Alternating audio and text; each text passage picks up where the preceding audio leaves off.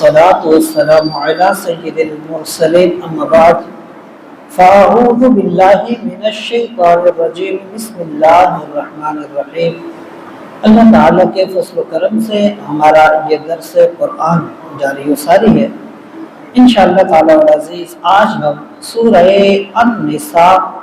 آیت نمبر 88 اور آیت نمبر 99 سے متعلق سننے کی سعادت حاصل کریں گے۔ سابقہ جو ہماری آیتیں چل رہی ہیں اس میں اللہ تعالیٰ نے ادب و آداب اور دیگر معاملات کے حوالے سے حکم ارشاد فرمایا، اور اللہ نے فرمایا کہ اللہ تعالیٰ تم سب کو جمع کرے گا۔ اب اس کے بعد اللہ تعالیٰ نے کچھ منافقین کے حالات ذکر فرمائے، اور کیفیت یہ تھی کہ ابتدائے اسلام میں کئی لوگ اسلام میں داخل ہوئے، کچھ مضبوط ایمان والے تھے صحابہ کرام، اور کچھ نیو جب مسلمان ہوئے تھے، نئے اس میں مسلمان تھے، مختلف قوموں کے لوگ، مختلف قبیلوں اور دور دراز سے آئے لوگ بھی اس میں شامل تھے، اور کئی لوگ اس میں مطلب پرستی والے بھی تھے کہ جدھر کا جھکاؤ ہوا ادھر ہو گئے۔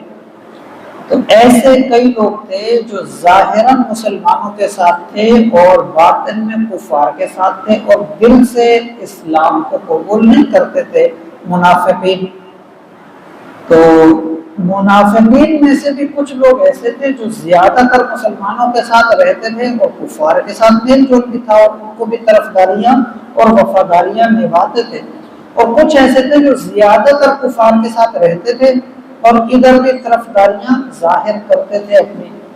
یعنی ظاہراً اپنے آپ کو مسلمان بھی کہتے تھے۔ تو ان میں سے کچھ لوگ گئے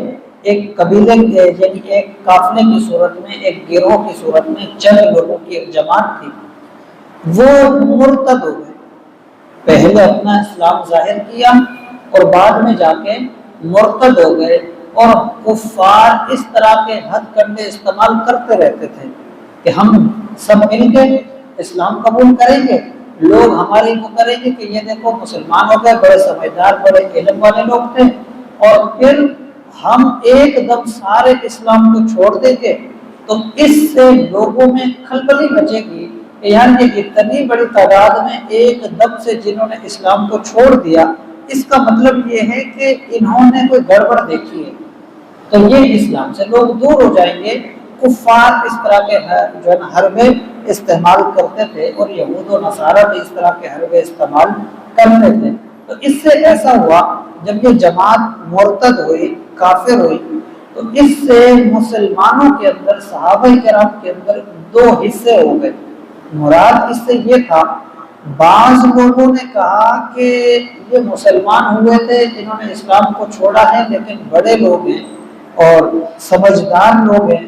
اور ان کی عرب کے اندر بھی ایک مقام، مرتبہ اور عزت ہے، ایسا کرتے ہیں ان لوگوں کو سمجھاتے ہیں، اور ان لوگوں کو سخت نہیں کرتے بلکہ سمجھا بجھا کے ان کو پھر سے اسلام کی طرف راغب کرتے ہیں۔ اور ایک گروہ ایسا تھا، انہوں نے کہا کہ نہیں، انہوں نے اسلام چھوڑا ہے، ان کو سختی کے ساتھ نپٹا جائے، تاکہ آئندہ کوئی اسلام کا اس طرح سے مذاق نہ بنائے کہ جب چاہا قبول کر لیا، جب چاہا دنیا داری کے لیے دین چھوڑ دیا، ایسا نہ ہو، بلکہ ان کو سختی کے ساتھ نپٹے تاکہ آئندہ کوئی ہمت نہ کرے۔ تو یہ جو دو گروہ ہوئے، ایک اس بات کے اوپر اللہ تعالیٰ نے یہ آیت کریمہ اس پر نازل کی، اور پھر مسلمانوں کو سمجھایا۔ اور مسلمانوں میں کیونکہ کچھ صحابہ ایسے تھے نا، رشتہ داریاں بھی تو تھیں ان کی، اب جب یہ کفر کی طرف گئے تو صحابہ کو بڑا دکھ ہوا کہ یہ دیکھو جانتے بھی ہیں، سمجھتے بھی ہیں کہ اسلام سچائی، پھر بھی کفر کی طرف جا رہے ہیں۔